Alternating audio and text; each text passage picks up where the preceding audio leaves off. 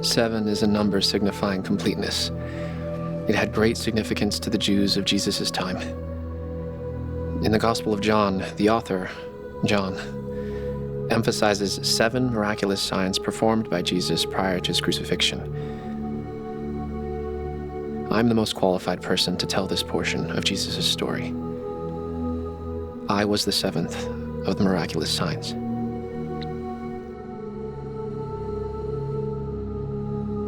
In his gospel, John chose a unique way to deliver Jesus' most significant teachings. He places them in the context of 7 of Jesus' most miraculous signs. John chose these 7 signs out of a large number of miracles that Jesus did for a very specific reason. John wrote, "And Jesus did many other signs in the presence of the disciples, which are not written in this book. But these are written that you might believe that Jesus is the Christ, the Son of God, and that by believing, you might have life through his name." John specifically says that the first of Jesus' miraculous signs was turning water into wine. On that occasion, Jesus' mother and family members were attending a wedding in Cana, as were Jesus and his disciples. The wedding party was going well when the most embarrassing thing happened. The host ran out of wine. In that culture, that would have been a huge social disgrace and a bad omen for the newlyweds. Jesus' mother might have been a part of the wedding providers because she was aware of the problem. She came to her son and simply said, "They have no more wine."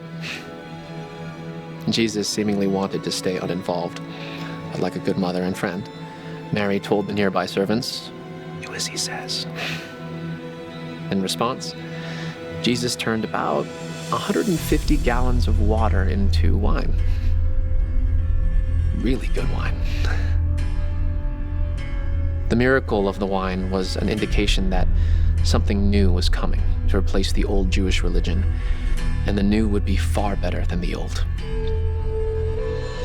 The second miraculous sign was a physical healing. Jesus was visiting again in Cana, where he was certain to be a celebrity because of his first miraculous sign of turning water into wine. A royal official from Capernaum heard that Jesus had arrived in the region, and he rushed to ask him a favor. The royal official begged Jesus to go to Capernaum and heal his young son, who was close to death. Jesus mused to the official and the crowd, "Unless you see miraculous signs and wonders, you will not believe." This must have stung the crowd because the word "not" was a very harsh judgment of them. In his distress, the official pressed his case. "Sir, come down before my child dies." This powerful official, dressed in his royal robes, was begging an itinerant preacher in his, most likely, ragged brown robe to help him. By using the word "sir," the official was humbly acknowledging that Jesus had more power than he did. By asking for the favor, he acknowledged that Jesus had the power to grant his request. Seeing the man's distress and faith, Jesus told him to return home. His son would live. Jesus' evaluation of the man was rewarded because the man took Jesus at his word and returned home. While the man was traveling home, his servants met him with the news that his son was living. He was told that the fever left the boy at the same time Jesus had said his son would live.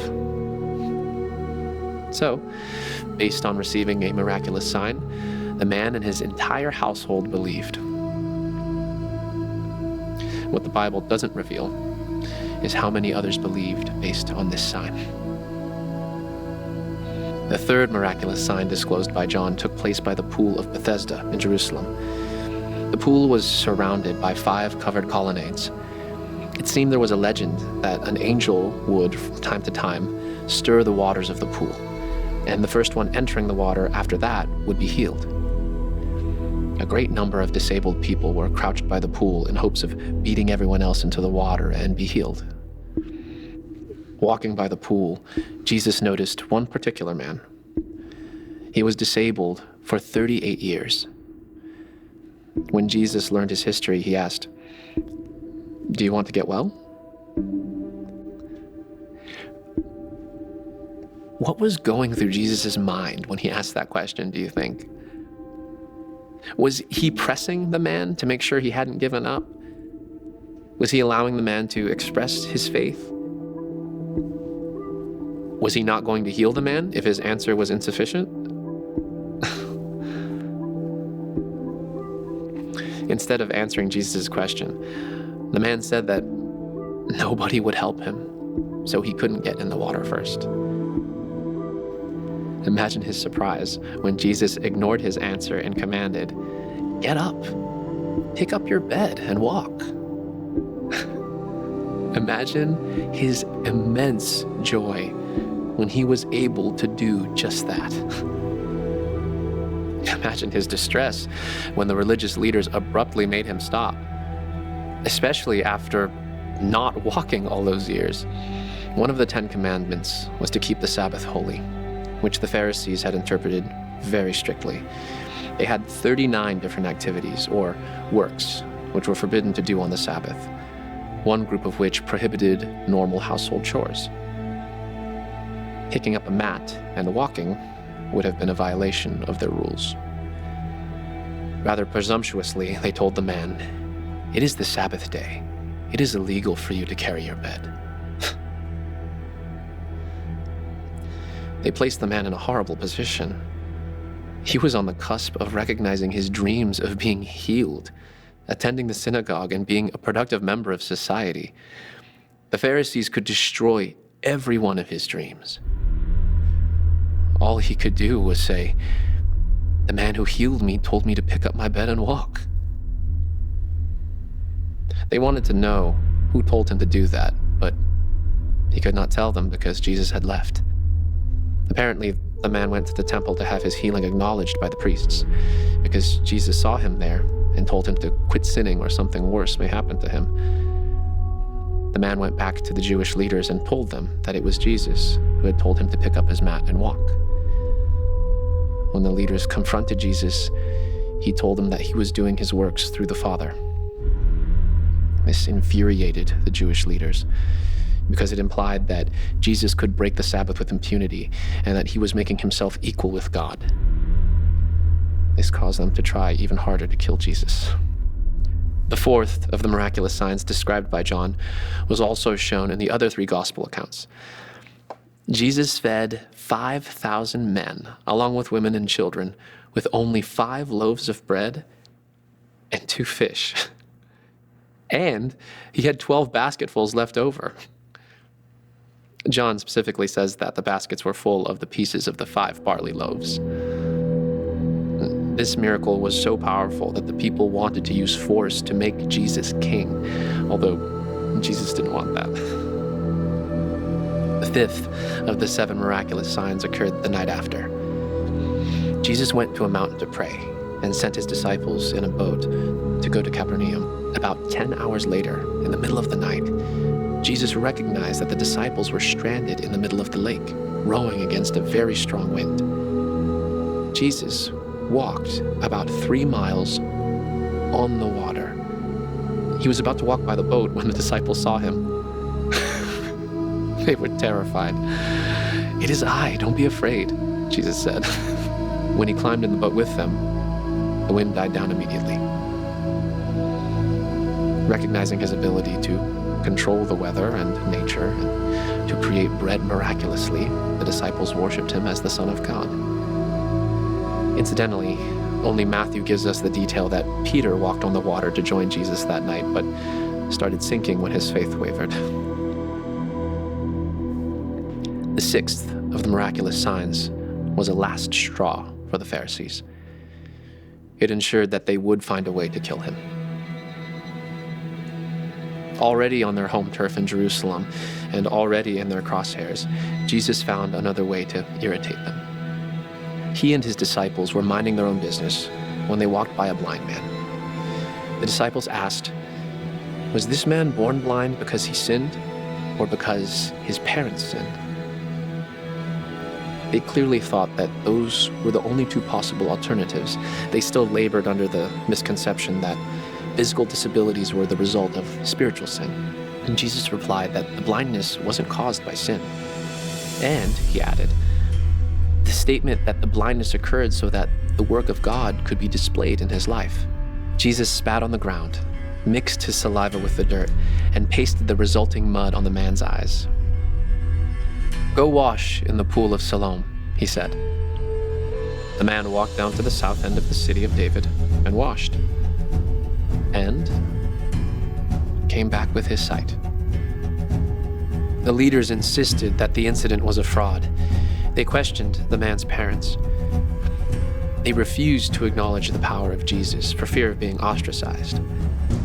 The Pharisees continued to harangue the man, but he continued to defend the person who healed him. When Jesus found out that the Pharisees had thrown the man out of the temple, he went to find him. Jesus confessed that he was the healer. The man said, "Lord, I believe," and he worshiped him. Jesus remarked that he had come into the world so that the blind could see, which was an obvious dig at the Pharisees' spiritual blindness. When they complained, Jesus told them that if they were truly blind, they would be innocent. But since they claimed to see, they were self-condemned. And this brings us to the seventh and last miraculous sign. Me. My name is Lazarus. My sisters were Mary and Martha. Our family lived in the small town of Bethany, about 2 miles east of Jerusalem.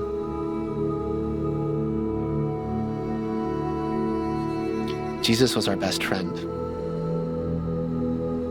and he loved us deeply. One day I became extremely ill. My sisters sent word to Jesus that the one he loved was sick. And Jesus was quite a distance from our house, and when he received word, he said that God and he would be glorified through the sickness. And he stayed where he was for 2 more days. In that period of time, I died. And I was buried in a tomb. Jesus told his disciples I had died, and that now it was time to go visit me. When Jesus arrived, I had been in the tomb for 4 days. My quick-tempered sister Martha chastised Jesus for not coming sooner to heal me. He finally got her to admit that he was the Christ, and she realized he had the power over death. She brought Mary to see Jesus, and they all wept over the sadness of my death. Jesus asked that they take him to the tomb and commanded them to roll away the stone from the entrance. Martha, ever the bold one, said, "Lord, he has been in there for 4 days. He stinks." Jesus reminded her to believe. They took away the stone. Jesus prayed and shouted at me, "Lazarus, come out of the tomb."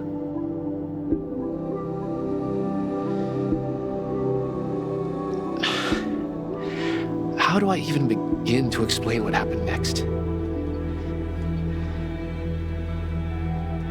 I had been in the presence of God and angels. I had been experiencing heaven, or at least what I perceived to be heaven. Then I was sucked back to my old reality. My eyes were open, but they were covered by bandages. My arms and feet were bound to my body. I could hear the binding ripping apart. I stood as if in a trance and walked out of the cave and into sunlight and life. I really wasn't too happy about it.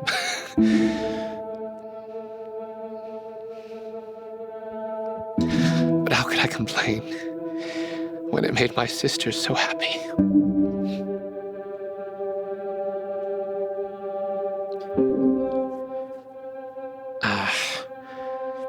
Some of the Jews came to believe in Jesus because of my resurrection. Others wanted to kill me, along with Jesus, to hide all evidence of him being the Messiah. My healing sealed the deal for the Pharisees. Jesus would have to die soon. 7 miraculous signs. John recorded them. The miraculous signs of Jesus.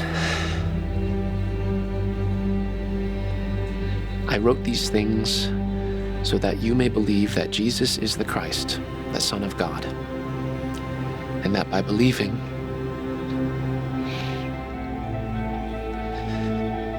you might have life through his name.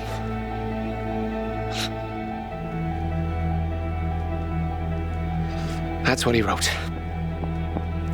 That's why he wrote it. So you would believe that Jesus is the Christ, the Son of God, and have life. Most of the Pharisees refused to believe. They did not attain life. I'm begging you, me, the 7th miraculous sign,